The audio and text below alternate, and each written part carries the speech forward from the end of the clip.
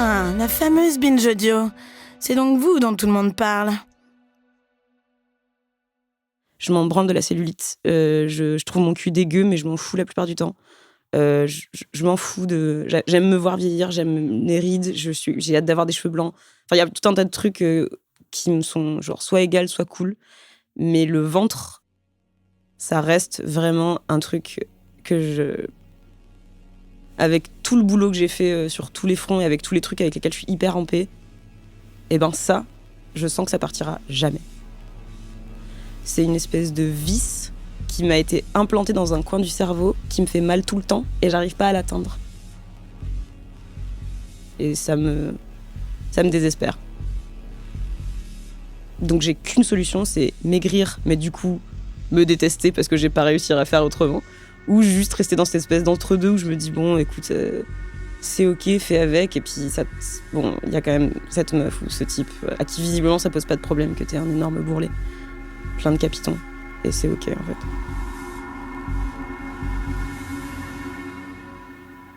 Donc qu'il y a des gens qui chérissent ton corps tel qu'il est, ça t'a aidé? Oui. Non mais c'est important comme idée aussi ça. Ouais, carrément. Mais c'est pas ça qui change en fait. C'est pas fondamentalement, tu peux être désiré follement et je pense qu'on l'aurait probablement toutes vécu au moins une fois pour un truc précis, mais ne même plus supporter que la main de la personne se pose sur cet endroit que tu détestes en fait. Qu'il y ait même des moments où la détestation de cette partie de ton corps va tellement loin que tu méprises l'autre de l'aimer. Donc il y a une phase de rejet de l'autre aussi, parce qu'il faut vraiment être complètement con pour pas voir que c'est dégueulasse. Et le désirer, faut être un peu chelou, quoi, quand même.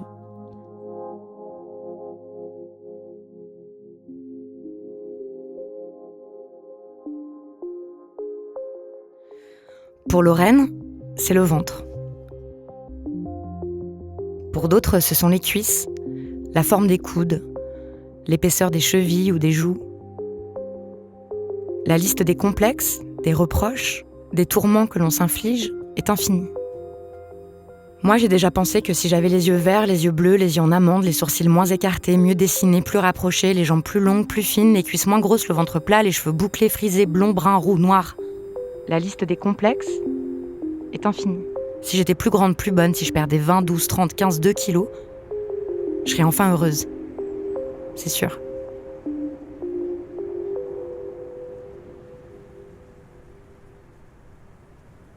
Il ne peut pas y avoir d'amour sans amour de soi.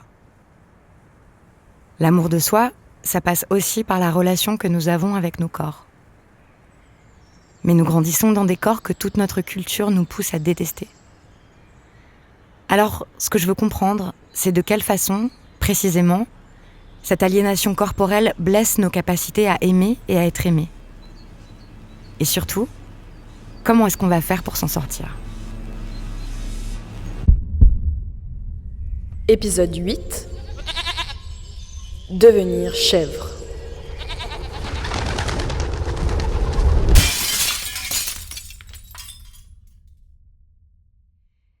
Il y a une philosophe féministe dont j'admire la pensée, qui réfléchit et écrit depuis plusieurs années sur ce que ça signifie de vivre dans un corps sexué comme féminin. C'est la professeure de sciences politiques Camille Froidevaux-Métry. Ses textes et ses réflexions ont transformé mon regard sur le corps des femmes, et donc sur le mien. Par exemple, dans son livre qui s'appelle « Seins, en quête d'une libération », elle a interrogé des dizaines de femmes sur la relation qu'elles avaient avec leurs seins, des entretiens dont elle a tiré des analyses passionnantes. Pour commencer, je lui ai demandé d'expliquer pourquoi, si on veut sérieusement réfléchir à l'amour, on ne pouvait pas ignorer la question du corps. C'est très important de toujours se rappeler qu'on n'est pas un sujet de façon désincarnée. C'est-à-dire que la subjectivité, elle se tient de façon absolument indissoluble avec la corporéité. C'est-à-dire que notre rapport au monde, aux autres, et même à nous, est médié. Alors, c'est même plus que médié, c'est-à-dire que nous n'avons accès au sens des choses et du monde, nous n'avons accès à nos émotions et même à nos idées que par le biais de notre corps. Dans notre tradition occidentale très cartésienne, très dualiste, on a cette idée fantasmatique qu'il y aurait d'un côté l'esprit et de l'autre le corps, d'un côté le transcendant, de l'autre l'immanent, voilà, d'un côté la raison, de l'autre les émotions. C'est une proposition aberrante parce qu'elle ne correspond pas du tout à l'expérience vécue que nous faisons voilà, au quotidien, hein, de nos émotions, de nos idées, etc., qui sont toujours nécessairement incarnées. Et si on se rappelle et si on accepte aussi cette idée que quoi que nous fassions, que ce soit les choses les plus intellectuelles ou les choses les plus corporelles, nous ne faisons qu'un, sujet et corps réunis ensemble. Si on se rappelle ça, on s'autorise un accès à soi beaucoup plus immédiat, beaucoup plus direct et beaucoup plus simple surtout.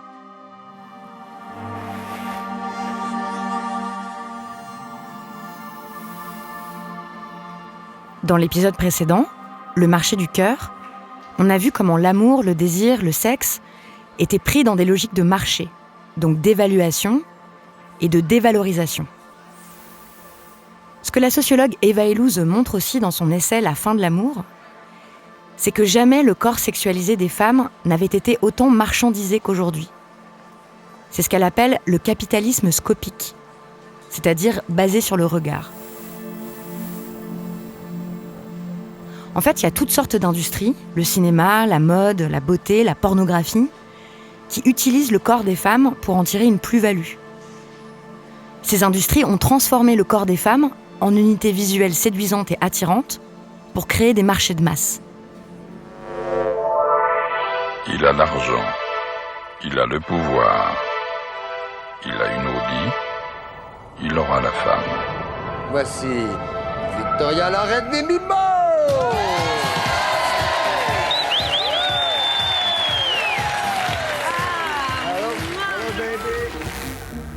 On peut perdre 1000 calories par jour. Qu'est-ce que c'est ? Un stylo géant pour signer un gros contrat. Ouh là là, avec les bras poilus comme ça, c'est pas possible, Catherine. Oh!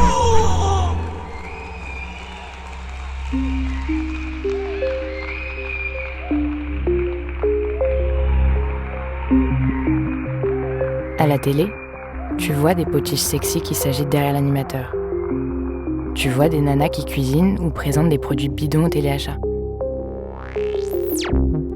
Mais tu ne vois pas de match de foot féminin, pas d'aventurière, pas de chercheuse. Collectif dans la bouche d'une fille.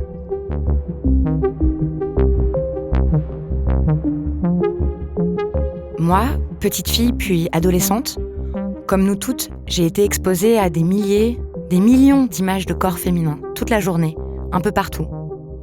À la télévision, sur des affiches dans l'espace public, dans des pubs pour des yaourts, des voitures ou du produit vaisselle, dans des films, dans les magazines.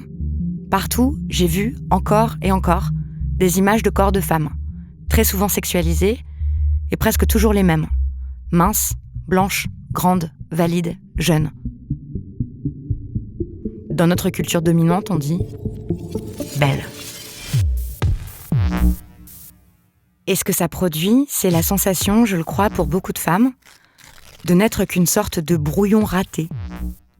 Une mauvaise copie du corps idéal qu'on voit partout, tout le temps.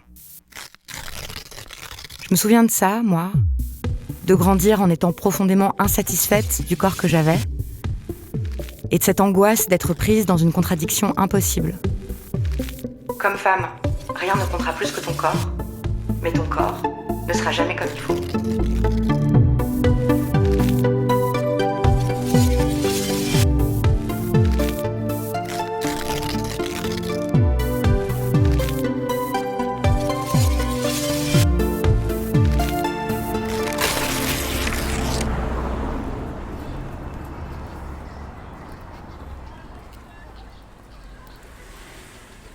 Quand tu tombes nez à nez avec une publicité pour un ensemble de lingerie que tu possèdes, mais porté sur une plastique parfaite, tu ressens un vague sentiment d'imposture. Comme si tu gâchais le travail des couturiers. Parce que jamais, ou presque jamais, les industries scopiques ne montrent l'infinie diversité des corps de femmes, Par exemple parce qu'on ne voit jamais représenter les femmes qui ne sont pas valides, qui sont en fauteuil, ou qui sont grosses, ou vieilles, ou tout simplement non blanches. Cela crée des rapports absurdes à nos propres apparences. Comme me l'a raconté Myrlène, qui est noire, avec les cheveux crépus. Il faut savoir que pendant très longtemps, quand même, dans ma tête, dans un coin de mon esprit, le standard de beauté, quand je me voyais belle, mais vraiment, quand je me voyais belle, je me voyais blonde. Et ce n'était pas moi. Mais je voyais une femme blonde, aux cheveux longs, et lisses, et aux yeux bleus. Et dans ma tête, c'était ça. Si je devais être jolie, je devais ressembler à ça. Se sentir libre ne tient souvent qu'à un fil.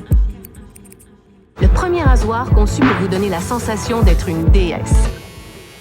La jambe française, parfaitement épilée.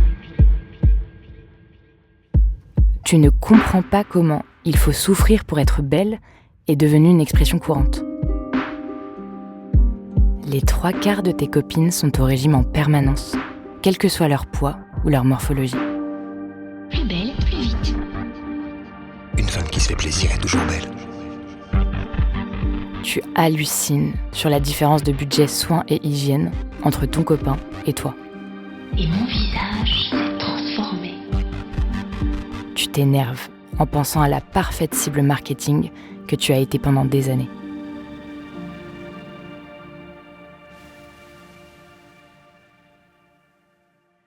C'est aussi très rentable, dans un système capitaliste, de nous faire croire que nous avons le devoir d'améliorer nos apparences et de créer en même temps des modèles impossibles à atteindre. Il y a beaucoup d'entreprises qui ont un intérêt financier à ce que les femmes soient perpétuellement insatisfaites de leur apparence. Maquillage, régime, coaching, vêtements, coiffure, la haine et la honte de nous-mêmes nous fait consommer toutes sortes de produits et de services pour corriger nos prétendus défauts. Il y a toutes ces industries scopiques qui nourrissent des normes esthétiques racistes, validistes, sexistes. Et ces normes sont relayées par notre famille, notre entourage, nos amis, toutes les personnes que l'on fréquente qui, par des remarques, des conseils, des regards, nous forcent dès le plus jeune âge à comprendre que nos corps ne nous appartiennent pas vraiment.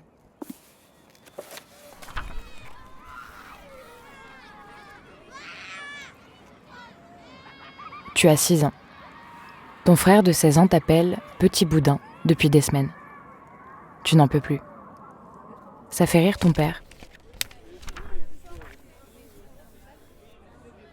Alors que tu ne lui as rien demandé, un ami commente. Le haut de ton corps est très bien. C'est con que t'aies pas de fesses. Très tôt, tu as compris qu'être une vraie femme voulait dire savoir contrôler son corps. C'est ta mère qui t'a appris à vomir pour ne pas grossir.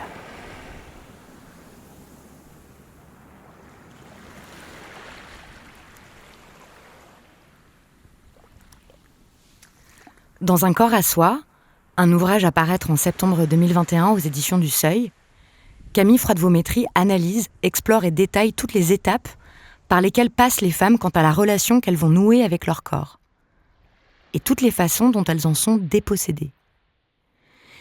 Elle met en évidence le rôle de l'hypersexualisation des corps féminins qui commence dès la puberté, et parfois même plus jeune, comme me l'a rappelé Françoise, la cinquantaine, dans un groupe de parole. Je suis quand même issue d'une famille où la relation, même la petite fille de 5 ans est hyper sexualisée. Tu vois, à 5 ans, mon oncle me dit « Tu sais que tu as une bouche à pipe ». Enfin, il faut le dire quand même à 5 ans. Et le pire, c'est que j'en ai vu l'anomalie très, très tard en étant féministe. Je trouvais ça plutôt rigolo. Hein.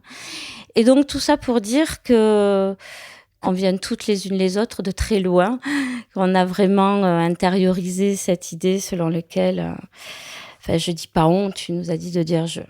J'ai également intériorisé cette idée selon laquelle on était là pour être le bonbon des hommes, entre guillemets, que ce soit ceux de la rue, même ceux de la famille, qui peuvent s'approcher de toi et qui trouvent ça normal, limite flatteur, quoi. Et que c'est toujours toi le problème. Et cette réalité n'est pas partageable avec un homme. Elle est ou trop violente, ou fantasmée, mais elle ne peut pas être vraie. Moi, je me souviens quand j'avais 8 ans, à un mariage, j'étais assise sur les genoux de Jackie, un ami de ma mère que je connaissais bien et que j'aimais beaucoup parce qu'il me racontait des histoires. Sauf que là, il m'avait dit d'un coup, devant tout le monde en rigolant, « Toi, t'es une vraie petite salope, hein, petite salope. » Il l'avait répété plusieurs fois, très fort. Les adultes tout autour avaient trouvé ça drôle. Et moi, j'étais restée affreusement gênée. J'ai eu honte, sans savoir pourquoi.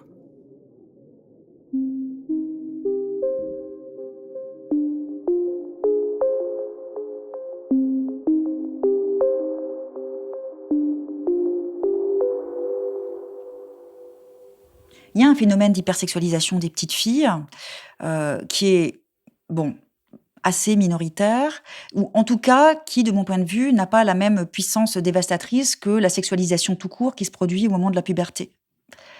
Quand les signes extérieurs de sexuation apparaissent pour les filles, il se trouve qu'elles ne peuvent pas les dissimuler, contrairement aux garçons. Pour les garçons, le signe manifeste, c'est l'augmentation du volume des testicules, dont personne n'a absolument aucune idée. Ça se produit autour de 13 ans, mais on n'en sait rien, on ne le voit jamais. En revanche, l'apparition des seins des filles, ça, on le voit assez immédiatement.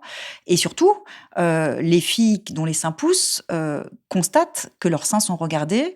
Elles constatent quasi automatiquement qu'elles ont, aux yeux du monde et aux yeux des garçons notamment, un nouveau statut qui est celui d'être devenu un corps à disposition. Je me souviens de mes 11 ans. Cet été-là, plusieurs fois, ma tante, une amie de mon père, d'autres femmes encore, ont pincé le bout de mes seins et m'ont dit devant tout le monde « Eh ben dis donc, ça pousse, hein ?» À la rentrée suivante, les garçons dans ma classe ont fait circuler une liste sur laquelle ils avaient donné à chaque fille une note sur 20. 5 points pour les fesses, 5 pour les seins, 5 pour les jambes, 5 pour la tête. Moi, je voulais une bonne note. On disait aussi des trucs comme « Alice, c'est une crevette, tout est bon sauf la tête ». À une autre copine, on répétait « T'es conne, mais t'es bonne ». Ensuite, ils se sont mis à un nouveau jeu, dégrafer nos soutiens-gorge à travers nos t-shirts.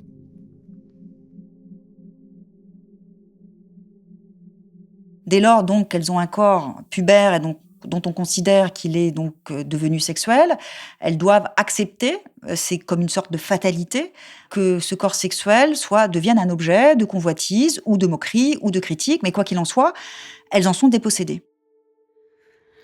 Avec mes copines, on a passé des heures à commenter nos corps, morceau par morceau. Nos complexes étaient infinis, nos critiques si précises. On aurait aimé tout changer, tout échanger. La taille de nos orteils, l'écart entre nos sourcils, la couleur de nos mamelons, la forme de nos culs. Ce qui se passe de dramatique, c'est que cette objectivation corporelle, elle se traduit immédiatement pour les filles par une logique d'évaluation permanente, d'auto-évaluation, de comparaison et ultimement de concurrence entre filles, puisqu'elles sont devenues des objets et donc elles entrent dans le jeu de l'objet qui sera le plus conforme, le plus appétissant, le plus adéquate en fonction des injonctions esthétiques qui varient assez régulièrement. Mais quoi qu'il en soit, ce que cette objectivation produit et qui est vraiment dramatique, une fois encore, c'est que les filles n'ont pas la possibilité d'entrer sereinement dans leur corps sexué et qu'elles y entrent systématiquement par le biais de cette évaluation perpétuelle et de cette compétition perpétuelle entre filles.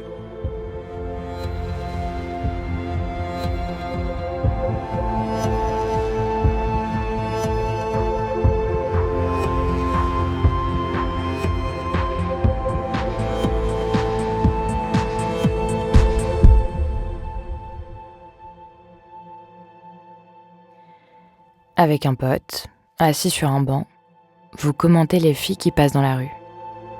Tête, sein, cul. Tu as un avis sur tout. Tu es plus à l'aise avec les gens quand tu as le maillot épilé. Même si ces personnes ne te verront jamais à poil. Cette compétition, cette évaluation perpétuelle, bien sûr que ça blesse les relations entre nous, que ça empêche toute sororité. Je crois que pendant longtemps, quand j'étais en présence d'autres femmes, Avec mes yeux, je les découpais en petits morceaux. Je comparais, j'évaluais, je jugeais. Mes yeux étaient des scalpels et je savais qu'elle faisait pareil. Jusqu'à récemment, dans ma famille, quand on se retrouvait avec ma mère, mes tantes, mes sœurs, la première chose qu'on commentait, c'était nos apparences. Nos cheveux, nos mines, nos bijoux, nos fringues. Mais surtout, est-ce qu'on avait grossi ou maigri ? Tu ne peux prendre du plaisir dans le sexe que si tu as un peu bu. Sinon, tu ne penses qu'au jugement du mec sur ton corps. Tu préfères baiser dans le noir. Tu n'aimes pas qu'on te voie nu. Ça veut dire qu'on vit pas dans nos corps, on vit dans nos corps et en même temps, il y a quelqu'un d'autre à l'intérieur de nos corps qui le juge en permanence ? C'est-à-dire, est-ce que ça nous empêche de ressentir nos corps ? Oui. C'est exactement ça. Ce que ça produit, c'est un dédoublement. C'est-à-dire que les filles, en fait, en viennent à intérioriser ce regard porté sur elles, ce regard critique porté sur elles. Et elles avancent ensuite dans la vie avec, en permanence, un autre, moi, en elle-même, qui est, en fait, cette partie d'elle-même qui se considère elle-même comme un corps-objet. Et donc, elle développe une forme de narcissisme, mais qui est totalement aliénant, puisque c'est un narcissisme qui est, d'une part, soumission au diktat esthétique, et puis qui est, d'autre part, toujours porté par cette idée qu'elles ne sont jamais suffisamment bien. Avoir cette double conscience en permanence, être objectifié, dépossédé, ça veut aussi dire qu'on s'attend à ce que nos corps soient critiqués, scrutés, moqués. C'est savoir que tout ce qu'on fait avec nos corps peut être jugé.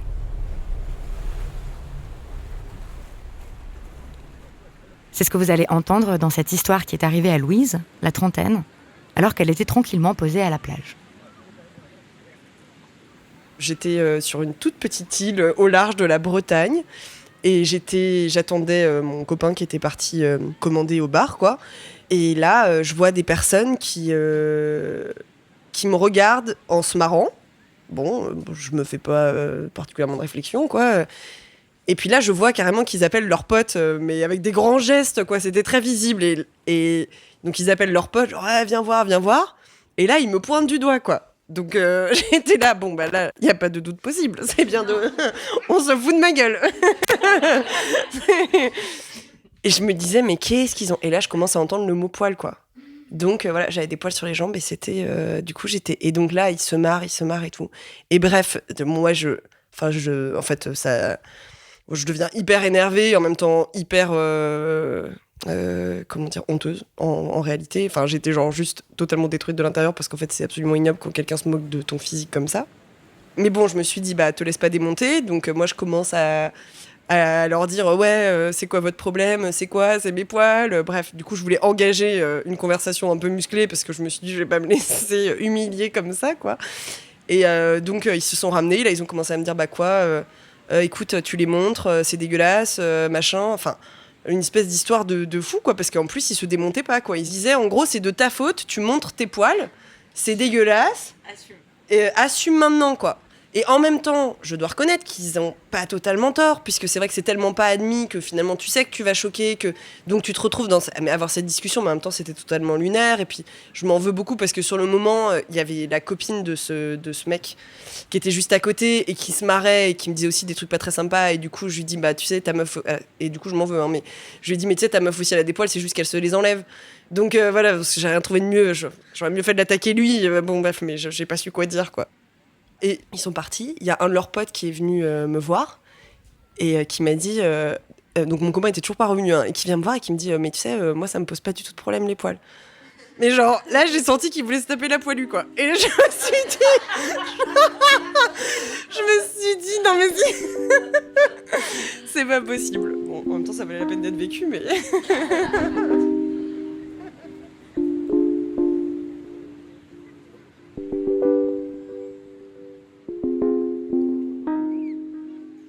J'adore la chute de cette histoire pour ce qu'elle révèle de la grande confusion de beaucoup d'hommes hétérosexuels quant à leur désir.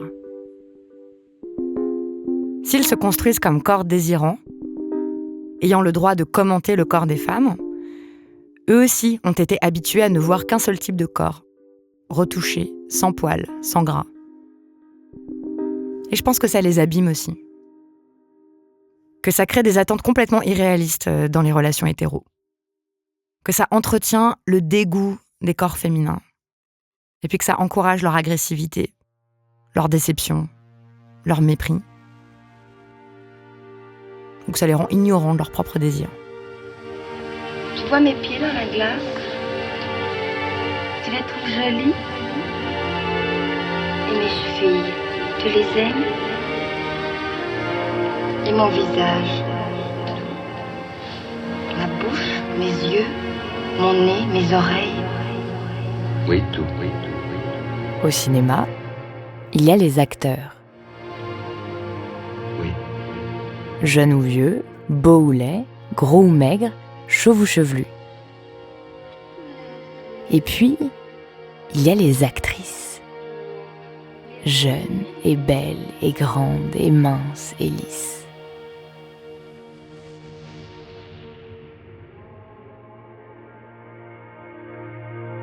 Une autre inégalité fondamentale qui pourrit nos relations amoureuses, c'est que les corps des femmes ne sont considérés comme désirables que dans une période très courte de nos vies. Tu as 30 ans. Tu ne peux pas t'empêcher de penser que c'est un âge où on commence à moins plaire. Que ça devient déjà trop tard.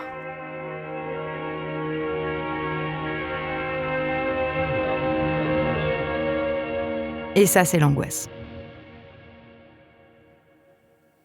Le deuxième grand moment d'objectivation corporelle pour les femmes, après la puberté, c'est le moment de la ménopause, qui est une sorte de mouvement de rétropédalage dans lequel le corps cesse d'être sexué, cesse aussi d'être sexualisé. Je repense souvent à cette phrase dégueulasse. Les hommes vieillissent comme du vin, les femmes comme du lait. À vivre, c'est assez flagrant d'observer comment assez rapidement, en l'espace de quelques mois, on s'aperçoit que le regard des hommes sur vous glisse plus rapidement. On s'aperçoit que, on n'est plus la même dans les yeux des autres, tous les autres d'ailleurs, parce que c'est un phénomène d'invisibilisation qui est social, qui n'est pas seulement patriarcal. Enfin, tout ça se tient évidemment de façon très étroite.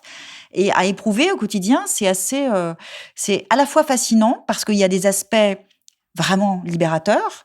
On peut tout d'un coup se dire, mais c'est merveilleux, je cesse d'être considérée comme un corps-objet, je peux enfin vivre et éprouver mon corps comme je le souhaite, sans être obsédée par la moindre de ces parties.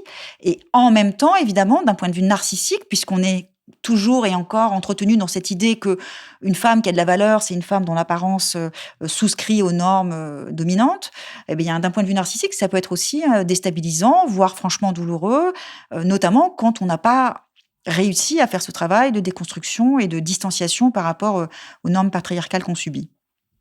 Pour les hommes, c'est tout l'inverse, puisque les signes extérieurs de vieillissement sont valorisés, quelques rides par-ci, des cheveux en moins, même un ventre un peu bedonnant. C'est des signes extérieurs de sagesse, d'expérience, et puis puisque ce qui fait la valeur des hommes, c'est pas leur corps, disons, c'est plutôt leur place dans la société, leur statut social et leur rayonnement social, eh bien, ils peuvent bénéficier très longtemps, et y compris les plus repoussants, d'une forme d'attractivité et de valeur sur le marché de l'amour et du sexe qui est complètement antinomique avec ce que subissent les femmes. Donc, c'est une des dernières grandes inégalités. Enfin, il y en a beaucoup, mais celle-ci, elle est immense parce qu'elle est peu pensée. Cette inégalité dans l'évaluation des corps féminins et masculins qui prennent de l'âge.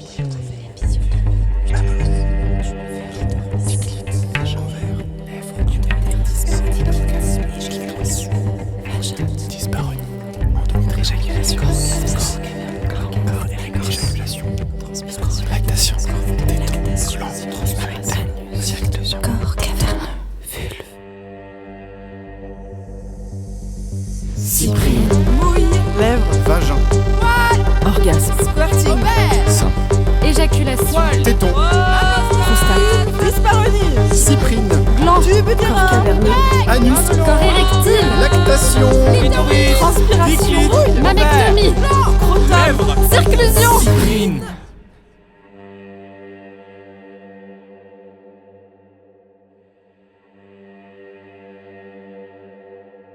Je me souviens de cet immense soulagement quand dans les années 2010, sur les réseaux sociaux, dans la rue, un peu partout, grâce à des assos, des artistes et des militantes, on s'est mis à parler publiquement de sujets auparavant considérés comme anecdotiques ou même répugnants.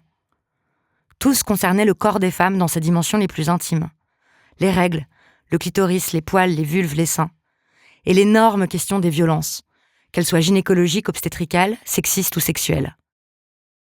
Ces prises de parole qui ont culminé en 2017 avec le mouvement MeToo sont douloureuses et joyeuses. C'est de ces révoltes contre les violences infligées à nos corps que sont en train de naître de nouveaux possibles, d'immenses espaces de joie, de plaisir, de jouissance. C'est ce que Camille Fradvometri appelle le tournant génital du féminisme.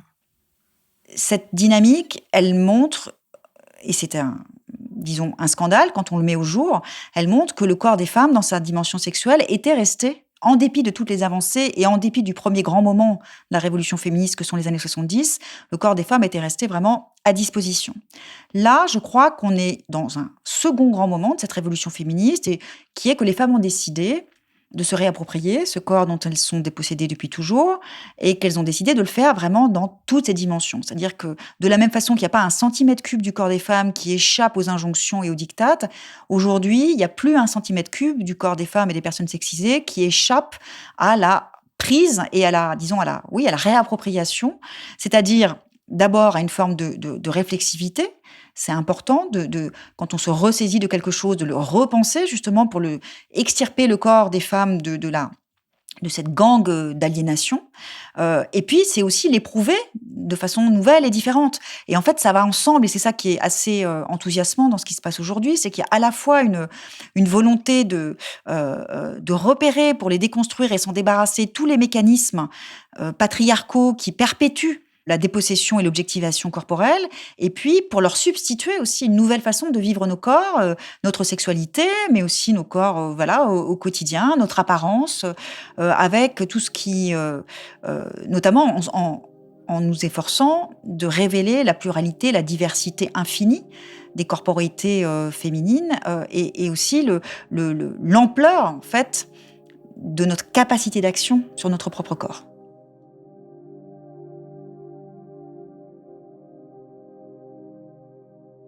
Moi, je dois dire que j'ai très longtemps vécu comme si je n'avais pas de corps. Ou plus exactement, dissocié. Toutes les activités physiques que je faisais, c'était toujours d'abord pour transformer mon apparence. La course pour maigrir, la nage pour dessiner mes bras, la danse pour avoir un bon maintien.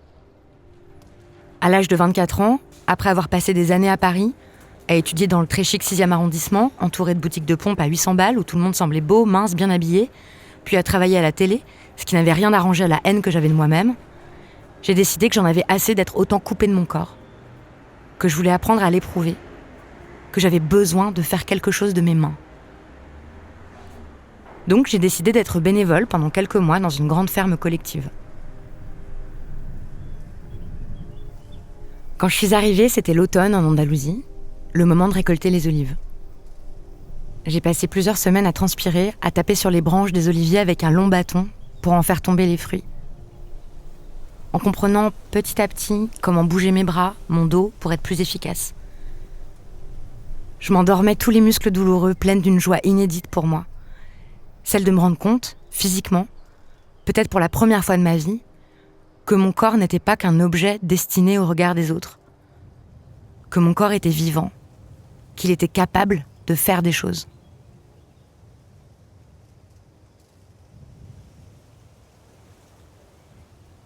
Il y a tant de façons de créer de nouvelles relations à nos corps, à toutes. De se désobjectifier, loin du dégoût, du mépris, de la honte et de la haine de soi. Ça peut passer par l'action. Déplacer des trucs lourds, grimper aux arbres, planter des clous, jardiner, péter des murs. Comprendre, dans nos corps, qu'on a une prise sur le monde, et donc que nous sommes des sujets. Ce qui a justifié que pendant des siècles, les femmes soient enfermées dans la sphère domestique, qu'elles soient soumises à l'obligation conjugale et à l'hétérosexualité impérative, c'est la définition de leur corps comme un objet. S'aimer soi-même, c'est retrouver, par un moyen ou un autre, une façon de reprendre possession de soi et donc de s'extirper de cette logique d'aliénation qui nous prive d'un rapport immédiat et aimant vis-à-vis de soi-même. Et donc, s'aimer soi-même, pour faire court, c'est refuser l'objectivation patriarcale et c'est porter le projet politique de la réappropriation de nos corps, qui est aussi, plus largement, le projet de l'émancipation de toutes les personnes sexisées.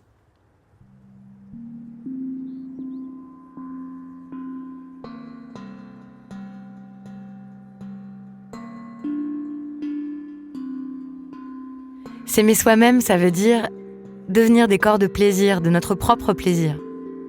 Que nos sensations corporelles soient notre première boussole. À travers nos sens, se reconnecter à la jouissance d'être vivante, par exemple, manger parce que c'est bon, être massé. S'habiller pour le confort dans des vêtements qui nous laissent enfin respirer. S'habiller pour la sensation des étoffes sur sa peau, la sensualité de la laine, de la couleur vive, des vêtements amples. Se masturber, faire du sport pour éprouver ses muscles, se baigner au soleil pour le plaisir de sentir sa peau chauffer et pas parce qu'on veut bronzer. Et puis danser pour le plaisir du mouvement, danser sans imaginer de quoi on a l'air.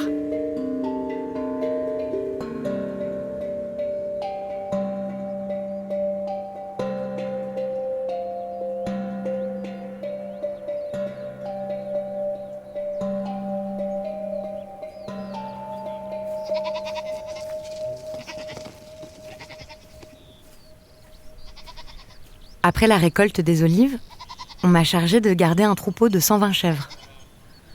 Tous les matins à 6h, j'allais les traire à la main. Et puis on sortait, je devais les suivre toute la journée, surveiller qu'elles ne s'échappent pas, déplacer des grosses pierres devant les trous que les sangliers avaient creusés dans le grillage pendant la nuit. Là, j'ai découvert que j'étais capable de marcher longtemps, 6, 8 heures par jour. Je me souviens de ces semaines passées là, à regarder les plantes, le ciel, à écouter les insectes et les oiseaux, à toucher la terre et à sentir que quelque chose changeait dans mon corps, donc dans mon rapport au monde, que je m'y sentais un peu plus reliée. Aimer son corps, ça peut être ça aussi, l'envisager autrement que par le prisme esthétique, s'intéresser à l'anatomie, à la physiologie, se dire « c'est fou, non ? C'est complètement miraculeux cet ensemble de nerfs, d'os, de muscles, de peau, de cellules qui tiennent tout ensemble. C'est fou, non ? Nos cœurs qui battent encore et encore comme ils l'ont fait des milliards de fois depuis l'époque où nous n'étions que des fœtus de 22 jours. »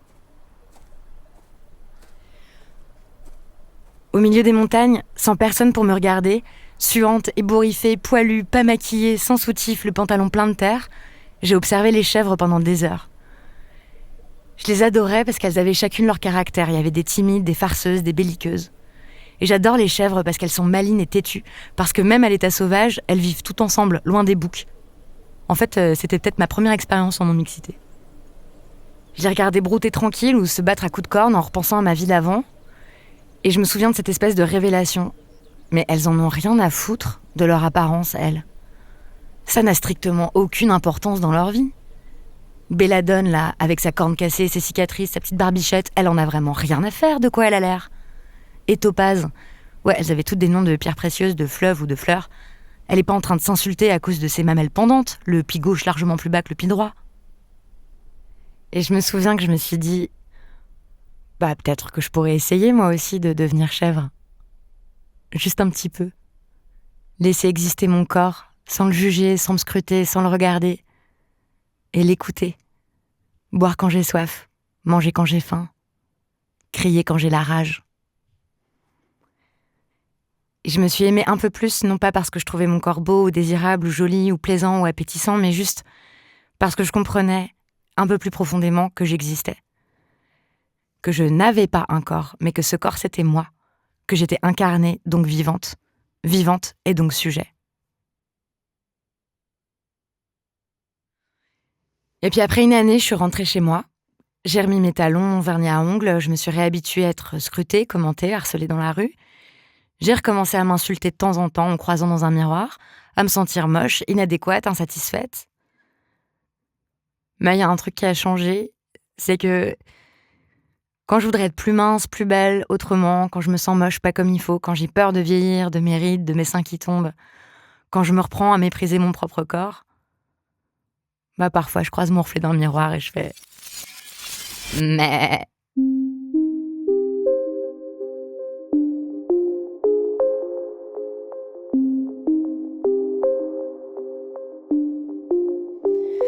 Déformater son regard.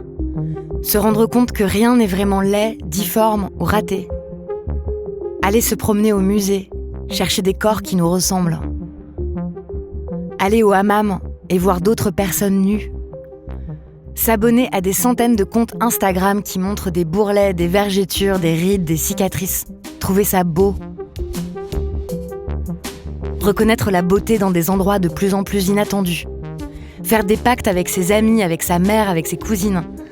Jamais, plus jamais, on ne commente spontanément l'apparence des unes des autres, d'accord ? Jouir pour guérir. Guérir des blessures, des violences, de la dissociation traumatique. Tout doucement. Se traiter quoi qu'il arrive, comme une amie, une amoureuse, une gardienne protectrice, une déesse.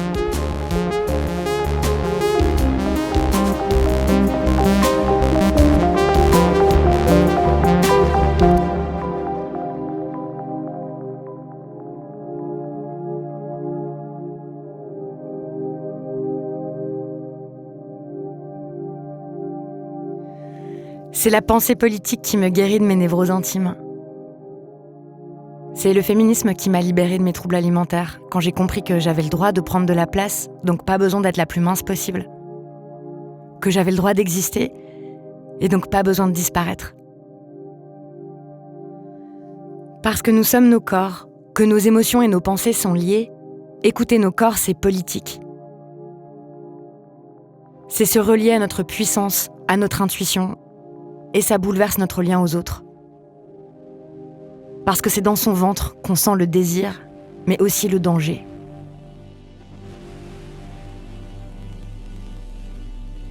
Se relier à nos corps, c'est lutter contre toutes les violences qui nous en ont coupés. C'est résister. Se défaire de l'objectification, de la haine de soi, ça transforme nos relations. Parce qu'alors tout ce temps, toute cette énergie passée à compter ses calories, se tourmenter, se comparer, s'envier, on peut enfin la consacrer à autre chose. À lutter. Et à s'aimer.